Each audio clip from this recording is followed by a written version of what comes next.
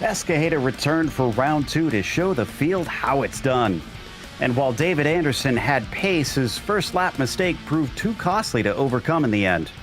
From California, we now cross the country and arrive at a much more cozy venue.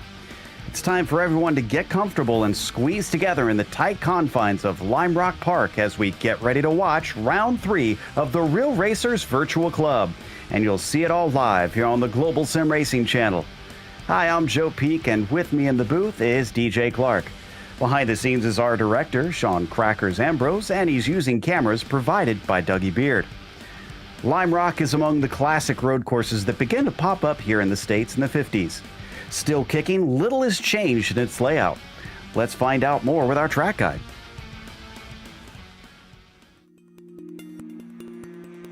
Welcome to Lime Rock Park. Located in the northwest corner of Connecticut, this unassuming little track has garnered a surprisingly passionate following. Its unique aspects create a circuit not only full of character, but consistently challenging even to modern race cars. While it has 4 different possible layouts, on the classic version, only 7 corners are split along a 1.5 mile track, with just a single one of them turning left. Though simple in appearance, most drivers will tell you that trying to be fast here is anything but.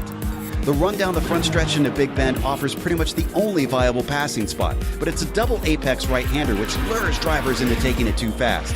The uphill is also scary quick considering its lack of runoff and can sometimes cause cars to get airborne over its crest. Then, on the opposite end, the downhill sends cars diving into a quick sweeper, which requires a good exit speed in order to defend or attack back into the first corner.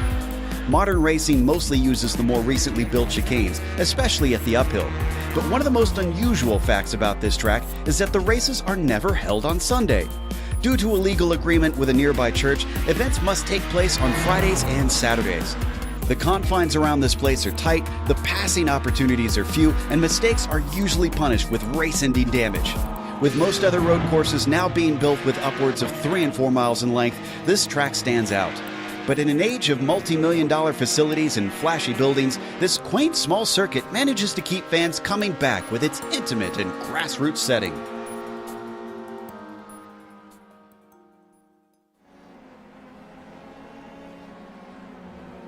Well, DJ, when you talk about tracks that are 1.5 miles in length, you usually do consider it more of a club course, but the big boys race here too.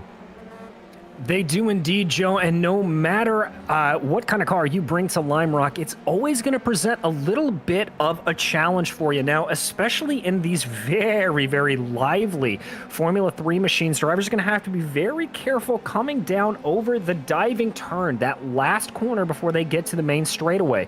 The way the track breaks away from you, they've got to be careful to wait to turn in until the track starts to level out. Otherwise, they can really unset the balance of the car and be sent off, spinning off into the Armco. Other areas they're going to have to watch out for, well, it's the Big Bend. That first corner, always very tricky. A double apex right-hander that can catch you out if you're not careful, as well as going down into the chicane uphill. That's right, we are running the one chicane layout here at Lime Rock. Now, that's very, very single file, and they're going to have to be very careful not to take too much of the curbs, because there are some big sausage curbs that'll be willing to bite them if they are not watching out for them. That certainly caught out very good drivers over the years, so it doesn't matter your skill level trying to tackle that thing. But before we get to the racing, let's remind you of our sponsors, which includes Norsled. Norsled is a nonprofit animal welfare organization dedicated to rescuing, rehabilitating, and finding homes for unwanted, abandoned, and abused husky dogs. Today, every Flying Husky Racing track day or car event benefits Norsled with a portion of the proceeds donated to them. Even if you can't adopt, you can still help and ensure care for these amazing animals through your support. Save a Husky. For more information, contact Todd Curtis through email at todd@flyinghusky.racing. Flying Husky Racing is a car club based in the Pacific Northwest that delivers premium track days and car events for automotive enthusiasts. FHR is dedicated to safety, development, and building community among members and participants. Find out more on the web at flyinghusky.racing. Flying Husky Racing. Track days are the best days. Also, Turn 2.0 Drivers Club, which is a car club based in Northern California and founded in April of 2020. The club runs approximately 20 private days a year at Sonoma Raceway and Thunder Hill. It was created as a private exclusive membership club designed for and by race car, track day, and racing enthusiasts that share like-minded values. These include safety first, camaraderie, fairness, diverse interest, love of cars, and a desire to learn and grow as drivers on and off the track. Have fun, be safe, and go faster. And finally, tonight's event is brought to you by VSRS Motorsports. VSRS Motorsports is a multi-purpose consulting business focusing on the motorsports marketing and digital media space, as well as exotic, historic, and race car sales, and other experiential events for car enthusiasts. Contact Rick Sheldon to learn more about VSRS Motorsports. Cool people, cool cars, cool events. So now that we've had two races, let's see how the championship is. And, well, it's awful close between Dwyer and Escajeda. Just 2 points separating them, and it's only one more back, down to third and fourth each, respectively. Pansgrau and Anderson still in the hunt. Rick Sheldon, 8 points behind Dwyer for the time being. Still plenty of the season left to go for that to shift around. What about today's event in particular, DJ? Well, Joe, we are in the third round here today, and as I mentioned at the top, we are driving those Dallara F3 chassis. Now, drivers are out on track right now for a 15-minute open qualifying session, and that will be followed by a 25-minute race session around the very, very tight corners of Lime Rock. Now, a fast repair will be available to these drivers, and this may play even more of a role than we saw it play last time out at Laguna Seca. With such a short lap time around here, if you get into a really bad spot, the tow's not going to be as long, so you may not lose as much track time as you would normally. But one thing I have a feeling that will also come into play is, of course, that track position. So this qualifying might wind up being important. This place not exactly known for being an overtaking haven. Not at all, Joe. Really, the only place you can kind of get a good pass or two done is going into Big Bend, riding on board with Dan Dwyer here as he sets a faster time than he's been able to do. This is it right there going in. You may be able to see a pass or two going into that uphill chicane, but as I said, it's pretty single file once you get to the second part of it, and it's very, very tricky. Trefathan is coming down to try and get higher than his 8th place here in the qualifying. A 48.3, his quickest. This looks like an outlap, as that one was a bit slow for him. A 48.4 is not going to be an improvement for Sheldon, who still sits on the pole. Pansgrau chasing him. Still needs to make up some time. That one also will not improve his position. Let's check out Hayden Fisher here as he crosses over the line. He is able to improve, but it looks like he got an off track there, Joe, so that's going to bite him. He's going to stay 5th. Now we check in on Dave Hollers, currently last of your qualified drivers. Hollers down and across. A 48.4 is about a 10th off of his fastest. He's down in 9th still. But obviously getting very close to his best is Escajeda. Shockingly down in 7th after his victory. It's not looking good, but I'm seeing a lot of laps that have been discounted for him. And I'm curious where he may have picked that up. Well, he just went off track. We didn't see it on screen, so that's one of them right there. As we watch Dave Anderson now, who's on the inside of row 2. And this lap, not faster than his 46.6. I brought up the off tracks there, DJ, because while normally we'd look at the chicanes and say it's got to be there, those curbs can be nasty. Oh, they very, very can. They are big red sausage curbs that just absolutely love nothing more than to destroy suspensions. I think where Escajeda may be picking them up is kind of as you just saw there, running out of that diving turn, running wide a little bit there. It's very easy to let the momentum of the car carry you out wide and pick up an off track there. You can see as we watch Pansgrow come through there just how easy that is. You get off into the grass and that'll be a 1X for you. Only needs a 1/10.5, but he can't seem to do it. So Hayden Fisher will be next. Let's see if he can get onto row 2 with this one. As he crosses, it's a 46.7. That's faster, but he's still got a 1/10 and some change to get past Dwyer. And actually, Dwyer now goes up into 3rd as he overtakes Anderson.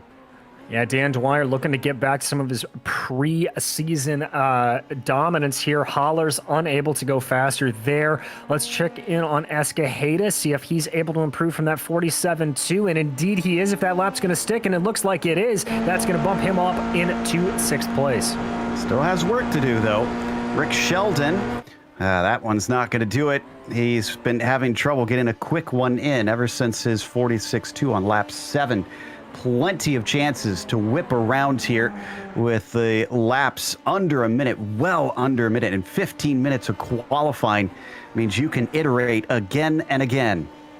You really can, and what that's going to mean for a lot of these drivers is they're going to be able to go out and just turn laps and let the fuel burn off as much as possible. These cars get really alive on a light fuel tank, so I think a lot of guys are going to be thinking that. Especially considering we're only sitting at an 82-degree track temperature right now, so spend a lot of time out here running around, make sure the tires are nice and hot and sticky, and don't do what Matt Escajeda just did and go off onto turn 1. I was going to say, they didn't look awful sticky there. Holler's actually made it up into 8th with his most recent lap, so he's found a fair bit of improvement. It is tight between 2nd, 3rd, and 4th currently. There is about 0.03 of a second between those positions. Dwyer's trying to extend it, and that one didn't work as he cycles around another time. DJ, talk us through a lap at Lime Rock. Well, there you just saw going through Big Bend. Now we work our way through the S's. This corner, the apex, is much later than you think it is. Now you got to swing it back to the left very quickly before you come through on the right. Now you're flat out here through Big Bend, and this is lining up for that chicane. Your braking point is normally the shadow from the tree. Look how big those curves are, ready to come out and bite you. Now you're straight up here. Line the car up all the way to the left, and then bring it down around the corner. And here is that diving corner I talked about. You want to keep it as far to the left as possible until the track levels out, and then take it to the right, get it onto the main straightaway, and you are on your way back through a lap, and it does come that quickly. It's almost like nothing out there, the way that they cycle around as Dave Anderson now is across the line. That lap not going to count for him. I see Fisher once again sitting in 3rd. Looks like he unfortunately had an off track or was maybe on an out lap. Holler's not able to get higher than that 8th. Escajeda back on track once again. He just starts his next flyer. What about our pole sitter? 46.5, so still 0.3 off. And, Dwyer, who's been challenging him, just parked it. Dwyer could get back out to try and set another fast lap, but he's going to have to hustle. Yeah, it looks like he had a bit of an incident there, and so Dwyer is going to come back out, but let's keep our eyes here on the Californian Dave Anderson as he makes his way through that final corner, trying to carry as much speed as he can through diving turn, trying to beat a 46.6, and about a 1/10 off. And it's Todd Curtis. That one's not going to be faster. Hayden Fisher also still struggling to reach that 46.3 marker. All right, Escajeda out once again. Can he do anything here? No. His performances just not matching up with the way he was in Laguna Seca. Rick Sheldon, that looked like a slow lap, a 52nd one for him on that time through. Pansgrow, 100th off of Fisher, and still lacking the pace to try and get on the inside of row 2.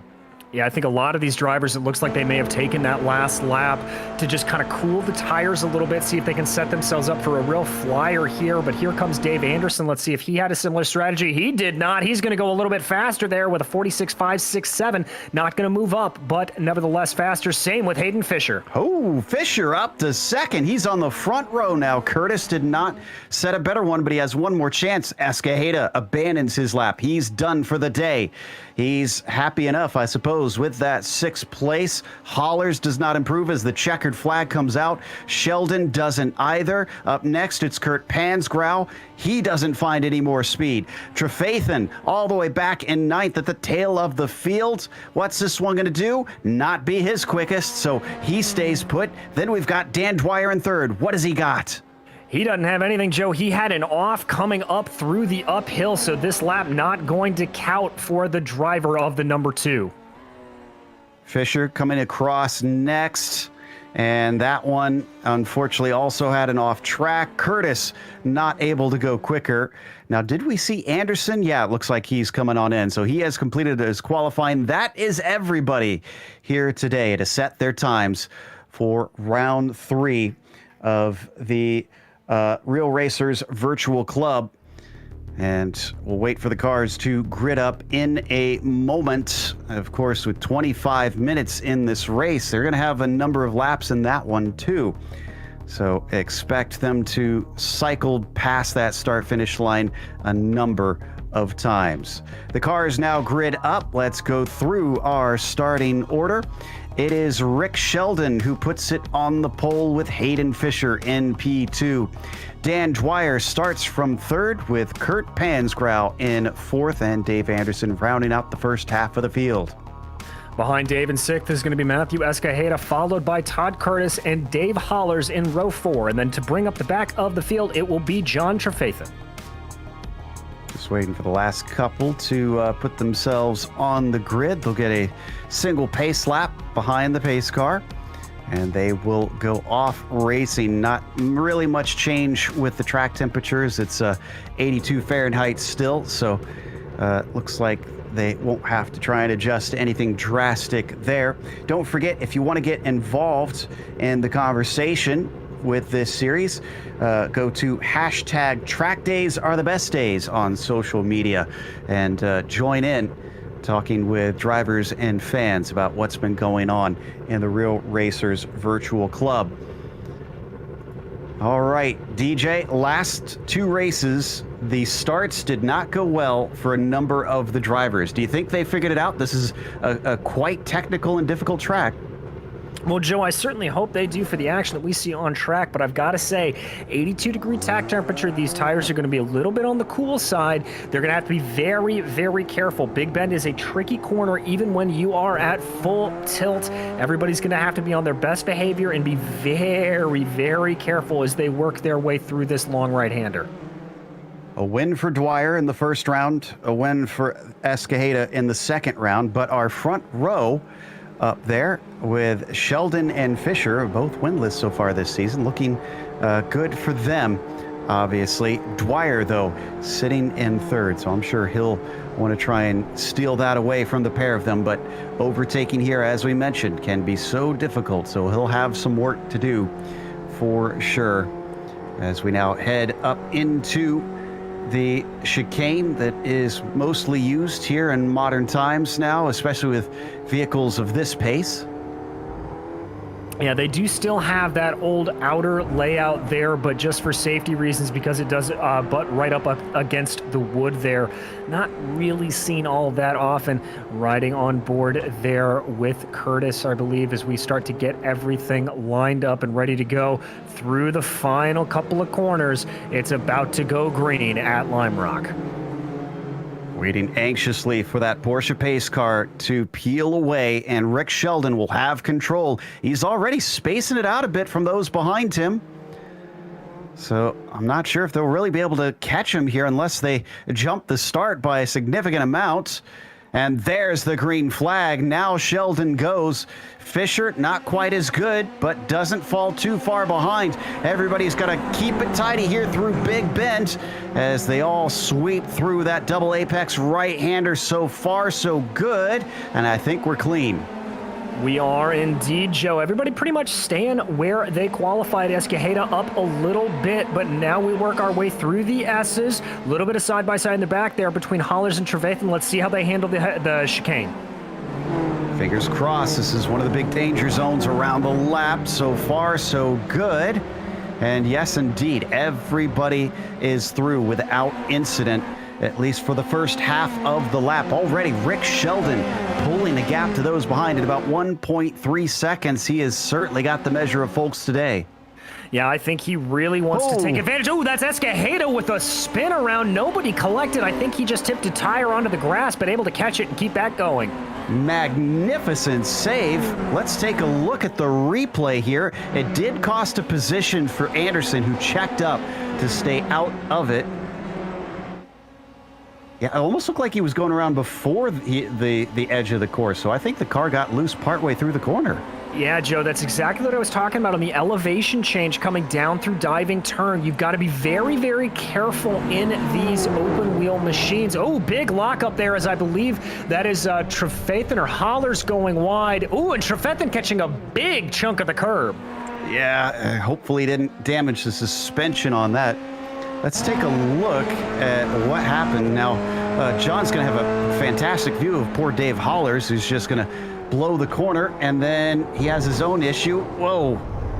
Once and twice. He hit both sides just for good measure.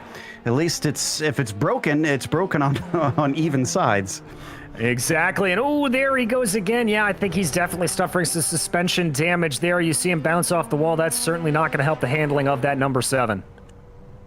So that means Hollers moves back up into 8th. One of the best battles we've got on the track. Whoa! Maybe not anymore. There goes Curtis, spinning off through the chicane, and Anderson now grabs 5th. Well, as Rick Sheldon had a huge lead of about 1.5 seconds at the start, doesn't seem to be able to keep up the pace now, and Fisher has closed it down to 0.5 seconds, and he's pulling along Dwyer. We've got a little bit of a race on our hands up at the top here. Looking at those last lap times, it looks like Fisher was about 0.3 seconds faster, but Kurt Pansgrau may get involved in this soon as he sets the fastest lap of the race. We ride on board with Dan Dwyer following this lead pack train. Less than a second split in this trio. All of them trying to carefully tiptoe through the chicane.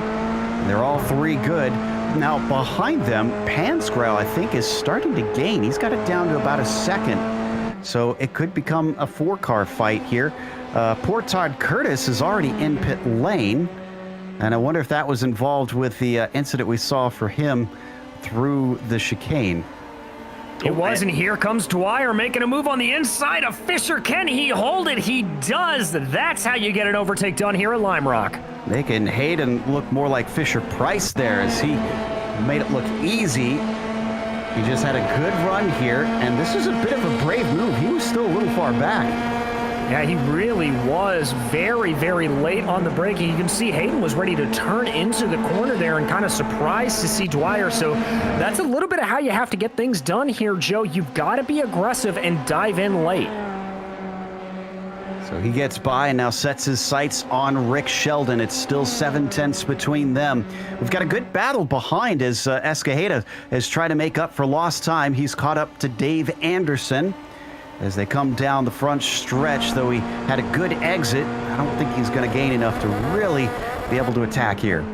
No, he looks a little far back at this point, but he can start to put a little bit of pressure to Anderson, maybe just poke his nose here and there, see if he can force Anderson into a mistake in one of these tricky technical sections. Still holds to about 8/10 back, and they'll definitely have to run this down as there was a little lockup. Once again, I've been seeing a lot of lockups from our drivers, particularly into that chicane, and then I've noticed a bit of smoke into Big Bend. Well, Joe, that lockup into Big Bend makes a little bit more sense. You want to try to trail brake a little bit more into the corner, but you're coming down on such a slow corner into the uphill chicane. A little bit interesting. Oh, there goes Dwyer. He spins. Fisher has to take avoiding action. He manages to stay out of it, and so does Pansgrow. I was making little noises because I saw Dan look like he was going deep, and indeed just barely touched the grass, I think. Let's watch. Cuts it in there, a little bit of an aggressive line, and yep, just that right rear tire. Oh, Hayden Fisher. If we can get it on board with that, that is some amazing accident avoidance. I thought for sure that Fisher was also going to find himself off into the grass with him having to move way to the outside into the marbles. Oof, yeah. Fantastic stuff, and that gives Fisher second place right back, but because they all checked each other up, he's now 2 seconds behind Rick Sheldon. So this has been fascinating here, DJ. Sheldon has not looked like the fastest driver today in race pace, but he's been the most consistent. Well, sometimes, Joe, that's all you have to be in order to come home at the end of the day. Now it's up to Fisher, who has shown he's got more speed in that car normally than Sheldon, but Sheldon just driving pretty much to a delta at this point and paying dividends for him. Absolutely. Already about 7 minutes into this race. And wow, yeah, down to 1.6 seconds. The number 3 is coming. Let's see if he can avoid the pitfalls that some of these other drivers have found themselves tripping up over. So we hop on board with the number 3. There you can see his rival up the road, down to 1.4 now. Yeah, he's really starting to reel him in a little bit. And Joe, you know, this short lap time, it has its benefits and detriments when you're talking about the mentality of a driver. On the plus side, it's so quick and it comes at you so fast that it's very easy to get into the rhythm, but there's not any time to really stop and think. You know, some of the circuits that we've been to in the past, even like Laguna Seca last week out, you've got that minute on the main straightaway to sort of take a breath. When you're coming this fast and this quickly through these corners, you are constantly in motion. I've always felt exhausted after a race here, and I think Sheldon's responding now. His fastest lap of the race, a personal best of 46.9. Fisher with a 46.7, so still 0.2 faster. There you see it on screen, the difference between them. Fastest lap of the race, I think, belongs to Kurt Pansgrow. Actually, no, Dan Dwyer. Yeah, Dwyer just set that fast lap trying to recover from that spin, currently down in 6th place. There you saw a little bit of that lockup from Hayden Fisher, but we check out Dwyer now as there's a little bit more brake smoke. I think that was Pansgrow up ahead. Boy, woe betide these drivers once they apply flat spots to the tire model here in iRacing, because that'll be a heck of a time. Now, Anderson, who for a time we thought was going to have to play defense on the 9, instead is starting to attack. The number 1 at Pansgrow just in front of him, only has about a half a second gap currently. And he's been slowly but surely working that gap down. There you see him catching up a little bit under braking into the S's. Now, obviously, Pansgrow is going to move a little bit ahead due to the Constantina effect. Let's see how they both handle the chicane onto the binders. Another lockup there from Pansgrow, and that really compromised his entry to the first part of the chicane. Yeah, that was a huge gain from Anderson, down to 0.4 seconds now. He might have a little bit of the slipstream. It's not a long front straight, but that could help him even more. Let's see. As they cross the line, Pansgrow is going to have a 47.2. Anderson, a 46.7. My goodness. Talk about a differential there, but Joe, as you saw when they went into Big Bend, Anderson not able to close it down enough to get a move by. Now he's just got to hope he can pressure Pansgrow into a similar mistake like we saw going into the chicane. Let's see what he does. Oh, he's very strong on the brakes, so he went a little wide at that first apex. I still think he gained time, 0.2 seconds. Now it goes back up to 4th. So as he closes in, it does look like maybe it's slowing him up a little bit because Escajeda is reeling him back in. So it's all starting to accordion together. It really is, and keeping an eye on all of that, it looks like that, he's able to keep relatively close through the second sector of the lap as we see Dan Dwyer setting another fastest lap.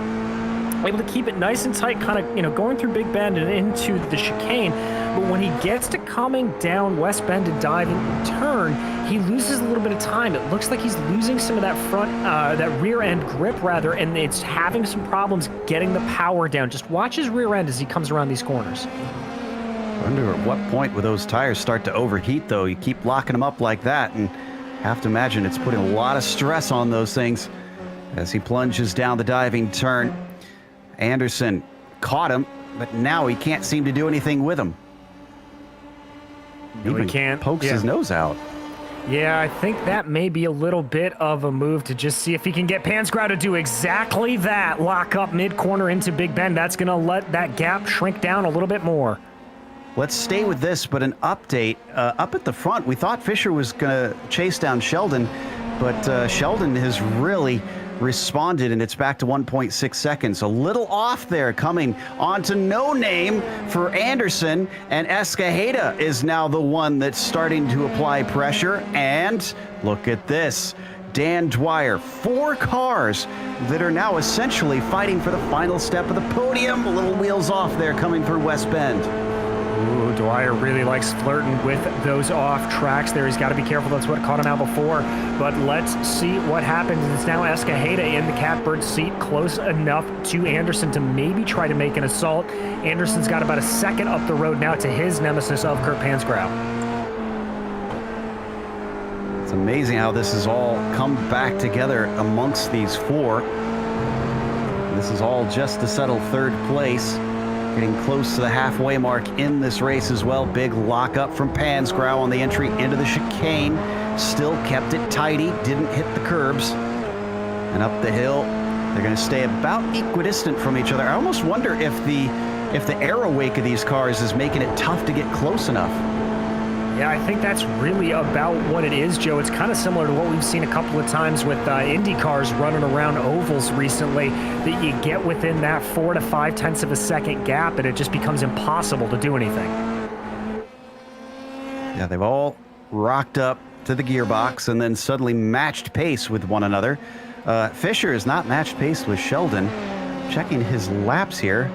And he's now 2.2 back. I'm not seeing anything wildly out of the ordinary on his lap time, so it looks like maybe he's just struggling to keep it up, or Sheldon is continuing to go quicker, one or the other. As we watch the number 1 plunge down diving turn, leading along Anderson, Escajeda, and Dwyer. We are now officially halfway through this race. We are, and it is really turning out to be a cracker here. These guys just basically forcing each other, trying to get a mistake out of the driver in front. Passing proving very, very difficult, but not impossible. This is going to become a pressure cooker. Oh, as a car off track. That was Trefaith in there, so that was one of our lap down cars. Let's see what happened to him here, actually. Looks like he slid off on his own. Okay, going to see coming through the left-hander. I think he tried a little too hard to widen the entry to the S's. That's going to send you off. Yeah, but I got to give credit there to John. That was a nice catch to keep that thing out of the barriers. But here comes Escajeda trying to make a move on Anderson, going down into turn 1, and he's got it. There we go. So Matthew now gets up to 4th. Has to make up some ground on Pansgrow. I wonder if that was set up by Dave maybe having a little bit of a mistake or something, because he was on him very quickly. Yeah, I think he had a little bit of a bobble coming out of the chicane on that last lap, but that is a textbook pass on how you get it done at Lime Rock. Well, we have seen Dave Anderson not be able to get the pass done on Pansgrow. Let's see what Matthew Escajeda can do. So the number 9 up to 4th. A second to go to get up to Kurt to see if he can take another podium here, even though it's not looking like a win at this stage. He's about 7 seconds behind Rick Sheldon. So it's not impossible, but he'll have to hope for some problems for first and second, even if he does catch up to Kurt as they come through the left-hander, both of them making sure not to fall victim to the same thing we saw Trefathan have happen to him.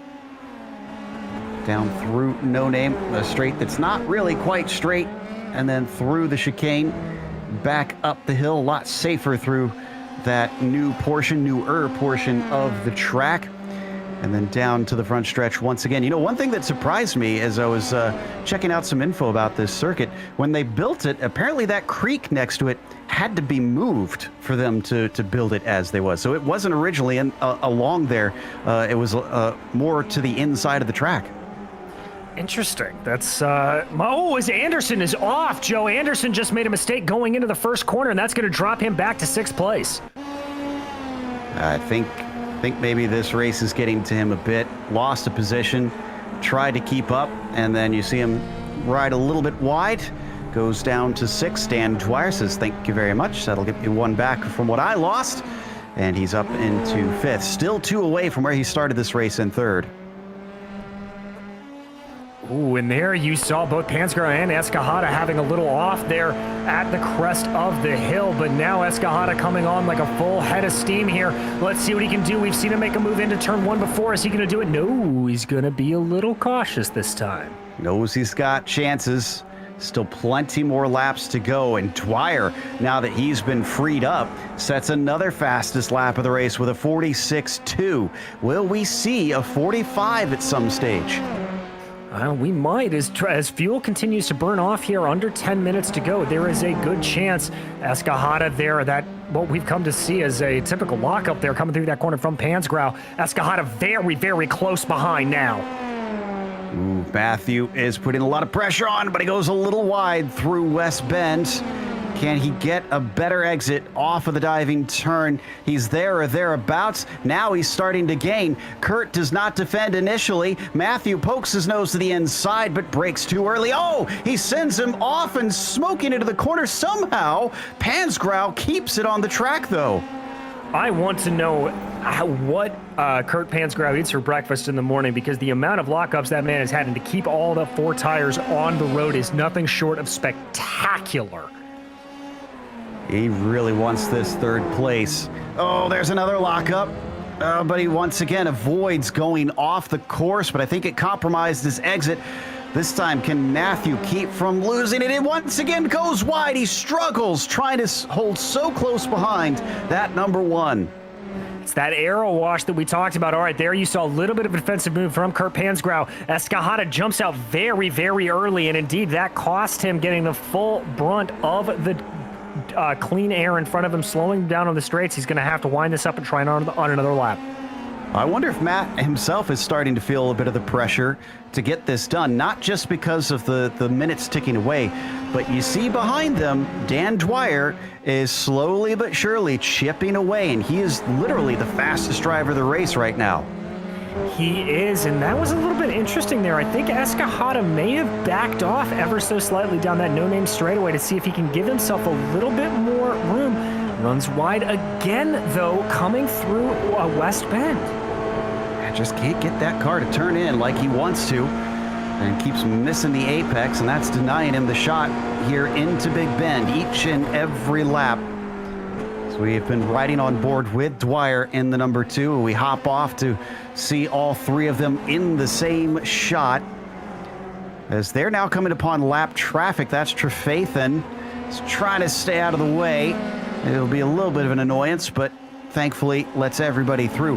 Now that slowed up Fisher. The Fisher by a big ways. Oh, and that's the biggest mistake we've seen from Pansgaro. Oh, and he's going to lock wheels. Escajada making contact, and Dwyer takes advantage. 2 with 1 stone. And it looks like Escajada may not be done yet. Actually got the good run there through the diving turn. This is the closest I've seen him yet. It's now just a matter of what the damage is going to do to the car. You see Dwyer going defensive. Escajada still can't get it done down the straight. Yeah, I wondered if that damage would cost him some of that straight line speed he really needs to be able to overtake. Can we get a replay of Dwyer just picking his position perfectly and managing to snag P3? Here we go. Yeah, so this is with Fisher up ahead. There you go. There's the big lock up from Pansgrow. Finally bites him. You see Escajada trying not to go, gets a little bit pinched, and Dwyer just says, thank you, and moves his way up into 5th. And Dwyer's back behind them. What happened to Dwyer? Oh, Dwyer had to cut the course of the chicane this time. The slowdown penalty cost him, and what he had gained the lap before, he gave right back and has to do that all over again. Here's the replay. Yeah, so this is coming down that no-name straightaway. Dwyer just locks up a little bit, coming in, doesn't get it timed right, and then just has to miss to the left of that big sausage curve. And as you said, Joe, got a slowdown penalty as a result and had to give that time back. I think he made the right decision, though. If he would have gone straight over that curb, the car just would have been junk, rattling all across that big orange bump. So, in the meantime, now we've got Pansgrow and Escajeda with what I would assume would be slightly damaged cars. We don't know how much, but they can't be perfectly fine after that little bit of contact. And Matthew's going to go wide on the entry into Big Bend, but keep it from going too wide. Yeah, and there doesn't appear to be any cosmetic damage on the front wings of those cars, which can sometimes happen when you're bounced up into the air, but that is certainly not to say that there's not some suspension or internal damage that we just can't see, and especially seeing how Dan Dwyer is now just stalking back to the behind of Escajada. I gotta think there's a little bit of damage. Absolutely. You know, the driver who was very happy about all this drama happening was Hayden Fisher, because remember, he was suddenly under threat, surprisingly under threat, and now he's gapped them by about 4.5 seconds. So pressure is off, and he can hopefully cruise home to a nice second place. Yeah, at this point, he's just got to focus on his lines. He's got Dave Hollers about 3 seconds ahead of him, a lapped car there, but that's pretty much his only on-track concern as of right now. Most of the action really has been in the midfield here today. Sheldon, ever since he saw drivers gaining for a bit, basically turned up the wick, and now turning up the wick is Escajeda. He's got a great run. Can he do better through West Bend? No, once again, missing his turn-in, and he falls backwards just enough that hopefully Pansgrow will be safe, at least hopefully for him. Escajeda is hoping the reverse as he tries to get right up to him, down to Big Bend, and he runs out of track. A big dive to the inside from Dwyer from about 5 car lengths back. I don't think that was a serious go. No, I don't think it was, but I think it started with Escajada. There is a little move to the inside from Pansgrow, but Pansgrow shuts the door. That lets Dwyer maybe think about something in there. These guys are having to start to get creative on where they want to get a pass done, Joe. Yeah, I think Matthew is starting to show some desperation. It's not working for him elsewhere as he takes a big breath of smoke in his face from the number 1. Oh, but it was a bad run through the chicane from the 9. It was indeed, and that's going to put him into the clutches of Dwyer. If he's not careful, he may have just enough of a gap and be saved by that toe. He looks like he is close, though. Here he goes. Down to the inside. Matthews got it side by side, but he's chopped off at the apex, and now Dwyer almost into the back of him. Things are getting extremely tight, and Kurt Pansgrow is not taking any prisoners today, as he is certainly brave enough to try and cut off the apex even when there was an overlap for the number 9. Indeed, a very emboldened defense there from the number 1, all perfectly legal within the rule book, but just a very heads-up way to do it. Now let's see, Escajada able to keep everything a little bit tighter there coming through the West Bend. Let's see what the straightaway has in store for us this time. They look a little bit fanned out now. Don't think they're close enough together. That's Dave Anderson you see far in the background. Whoa! Sending it in with a Hail Mary. Dan Dwyer manages to get past Escajeda, and that puts him into 4th. Still looking to try and reclaim 3rd, which he briefly held, and he might only have 2 more laps to do it. I think that's about right, Joe, but that was just absolutely latest of the late braking maneuvers there from Dwyer. He saw that Escajada left the door open for him, and he said, thank you, I'm going for it. White flag is out for Rick Sheldon as he crosses the start-finish line. Still not seeing a 45 from any of our drivers so far in this race, and the 46.2, I believe, is our fastest from Dan Dwyer. What a stutter of a race this has been for our combatants today. And this is not over. Could still get something crazy here from those two trying to take the podium away from Kurt Pansgrau. I'm watching our leader to see when he will get to the line. As up through the chicane they go, out of the final corner. Rick Sheldon sees the checkered flag and is our third different winner in 3 races. Fisher with a well-earned second place. And how about Kurt Pansgrau claiming the podium just ahead of Dwyer? It's going to be close, but he's going to edge Escajeda at the line. Anderson with a 6 as the last one on the lead lap. Let's take another look at this finish. Really good run out of the West Bend for Escajeda. You can see him here just tucking up behind him in the draft, pokes his nose out at the last minute and loses out by about 76 thousandths of a second. Shades of Robbie Goodyear and Al Unser Jr. there, Joe. Absolutely. And that's going to take us to a break as we take a small breather here. We'll come back with the unofficial results as well as driver interviews. So don't go away.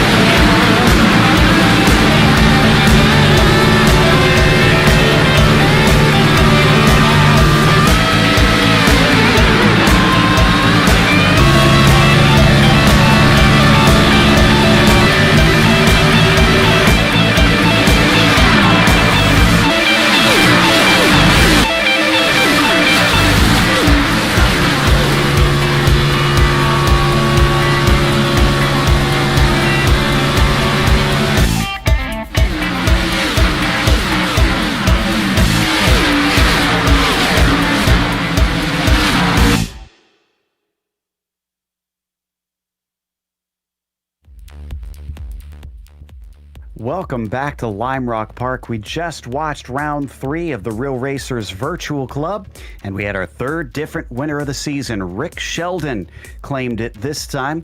Second one, we've seen him win on the broadcast after he won the season finale last season. Hayden Fisher followed him home into second, with Kurt Pansgrau rounding out the podium, having to fend off a number of drivers behind him, not least of which Dan Dwyer, who climbed his way back to fourth after after starting P3. Matthew Escajeda finished in 5th. DJ? Dave Anderson recovered relatively well from a spin there to come home in 6th place, and Todd Curtis was a lap down in 7th, with John Trefethen and Dave Hollers rounding out the back of your field. And that brings us to our winner this evening, Rick Sheldon, who took the victory today after he put it on pole. And Rick, we noticed that at least briefly at the start of the race, some of the drivers were starting to gain. Then it seemed like after that, you kind of put a stop to it and they never got close again. Did you pick up the pace when you saw the numbers coming down? Yeah, I had a lot of patience. I didn't have a plan except to just stay on track. If you watch the first couple races, I had a couple of moments where I had good pace, but I just couldn't keep the car on. So I figured I'd let those guys, push it a little bit early and see if someone's fast, they'll come get me. There's really only one good passing zone, I think, and that's going into turn 1. There's a couple others, but that's it. So I felt like the best move was to just be conservative and then just roll speed slowly and surely and just get it on. Calamity Corner this time looked to be the chicane there at the back of the course. How did you handle that one? Did you kind of take it at 8/10, or were you full attack on that? Well, I wasn't at full attack. I actually had gone through there a lot faster in qualifying, and I saved kind of a couple of good runs at it once I had a banker's lap in on qualifying. And I just felt like during the race, I was watching Fisher, Hayden behind me, and he couldn't get through there faster than me. So I said, why would I push it? It makes no sense. And so that was really all it was. It was a fairly conservative race. I mean, I kind of wish all my races could be like that, but I'm usually pretty frantic out there. So that was pretty fun to just kind of set a pace and let them come get me. Well, and the good news is this win came a lot earlier in the season than last season. So that's got to be encouraging, right? Yeah, it's really encouraging. I am really, really happy with what we're doing in this group. We have such great guys, and they're so fun on the track and off the track. And it's a joy, really. We built a pretty strong bond. I told my wife when she watches every night, by the way, every Tuesday. So thanks, Sandy. I said to her, I have a feeling about tonight. And I walked out and I just said, you know what? I really don't have anything to lose. So just keep the car on track and drive it and go for it. And that's what I did. And I just drove without fear. That's kind of, she says sometimes she sees me drive with a little fear. And I said, yeah, good point. So I took her advice and I'll give her the win this night. Oh, that's fantastic. Well, you two hopefully will get to celebrate together, and congratulations. Who helped make the win possible? Well, first of all, I would like to thank Stephen Wilson, who really was the guy who came behind the genesis of all this. He was the one that is my buddy, and I was able to work with him at the 2018 Indy 500 and got to know him really well. And he has just been so enthusiastic about the Formula guys and all this group. He comes out to some of our track days. He's raced with us, as you know, and he just continues to encourage me. And I'd also like to thank Anders Krohn, who also came out and raced with us. Those two guys are bringing in more pros. We got more coming probably as of next week, actually. And we're just building the league to have fun, competitive racing. I don't expect to be on the podium when the pros are out there, but I'm going to get faster because all of us are going to learn from them. And that's one really unique thing about this league is not only do we all drive on track in the real world, but we're going to go out and race with pros. That's pretty cool. Absolutely. We look forward to seeing that as well. That was our winner, Rick Sheldon. And up next, I believe DJ has caught up with Hayden Fisher, who followed him home just about 5 seconds shy. I have indeed. Hayden, that looked like a pretty calm and collected race for you, although there were a couple of moments where you certainly had a little action thrown your way that you had to get your way out from. Yeah, absolutely. It was a really fun race. The idea was to just keep it really clean and try and tuck in behind Rick and see if he made any mistakes, which sadly he did not. Well, I mean, there was the one moment in particular, I think we're actually seeing it on our screens here a little bit, about halfway through the race where I think you caught a little bit of lap traffic, and by the time we got to the chicane, you had the pack of Pansgrau and Dwyer and Escajeda and Anderson just breathing down your neck, and then you were able to pull the gap back out again. Talk me through that moment. Yeah, I can't remember who came past me into. I'm not sure if this was at the beginning of the race or it was about halfway through, but someone came past me into third and then spun a couple of laps later, and then it started to mellow out for the rest of the race. I'm not sure if that's what you're talking about. It very well might be, my friend. Well, we sort of change confines, as it were, next week, going across the opposite pond of what we normally talk about, heading across to Phillip Island, which is one of my favorite circuits on the service. How do you think you're going to fare there? This is a new track for me, so we're going to see how it plays out. But I am very excited for next week's race, and I'd also just like to say you guys have been doing an excellent job at putting these streams on. It's a blast to go back and watch. So excellent work to all of you. Well, thank you very much, Hayden, and anybody else you'd like to thank for this second place here tonight.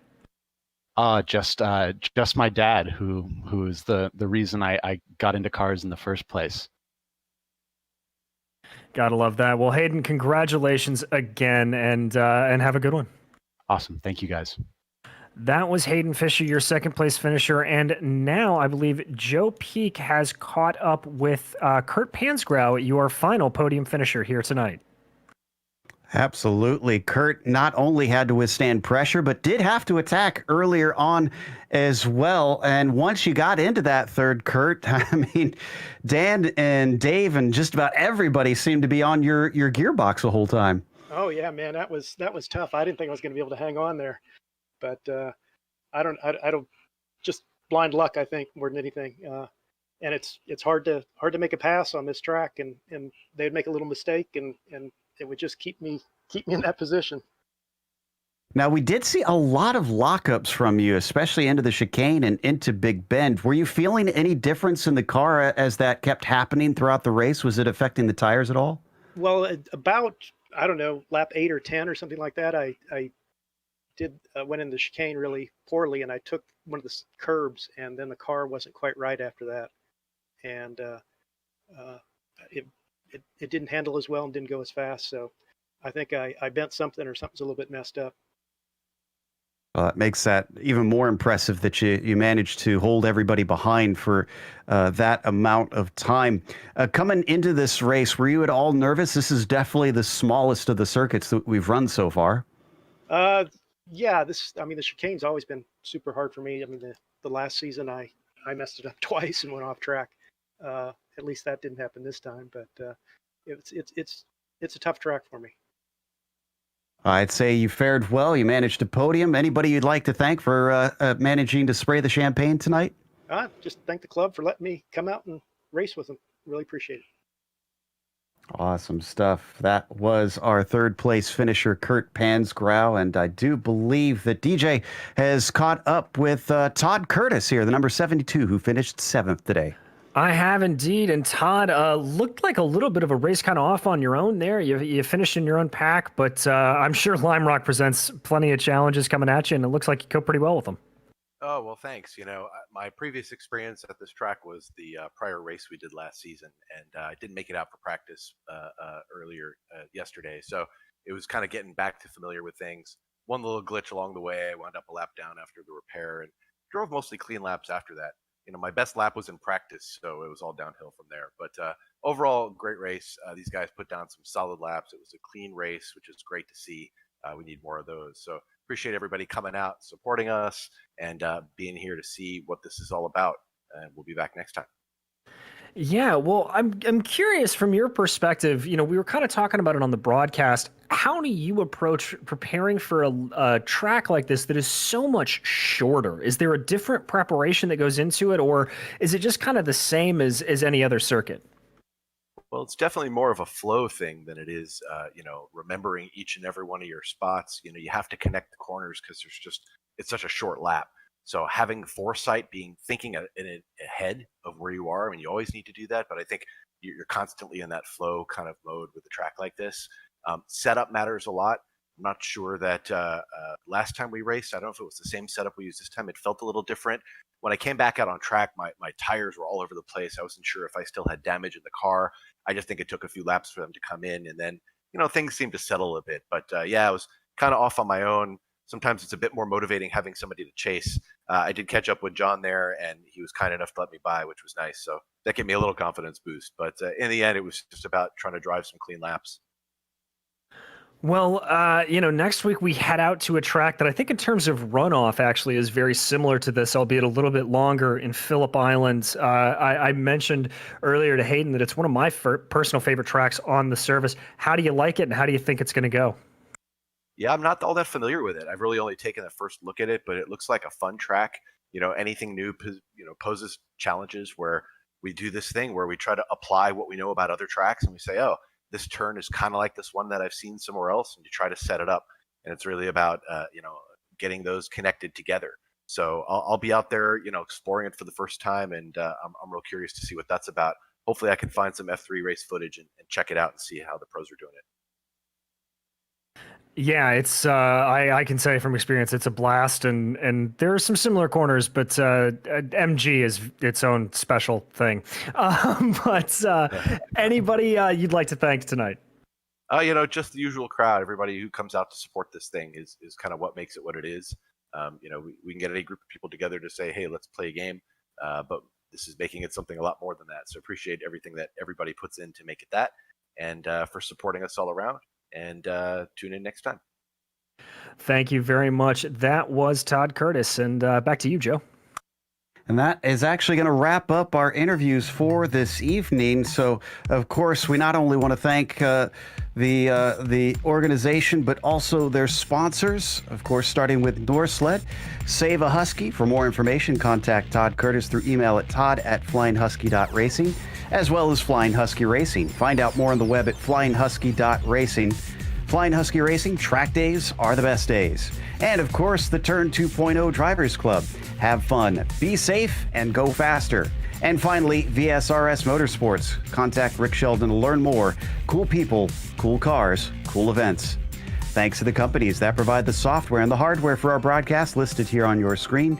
And additional thanks go to Jula Law, who provides our wonderful music. See the screen for how to get a hold of more of her great work. Thanks to the team today, DJ, Sean, and Dougie. If you'd like to find out more about GSRC, including upcoming races, you can find it at globalsimracingchannel.com. Or you can check out our social media through the outlets listed at the bottom of the screen. And if you'd like to support us, check out our merchandise store at simracingmerch.com/GSRC. We've got a link in the description below. Don't forget to subscribe to our YouTube channel so you don't miss a moment here on GSRC, because the next race will be at Phillip Island Tuesday, May 4th at 11:30 p.m. Eastern. But we have upcoming races for other series listed on the screen, so check those out and mark them down on your calendar. Until next time, race clean, race hard. We'll see you on the track.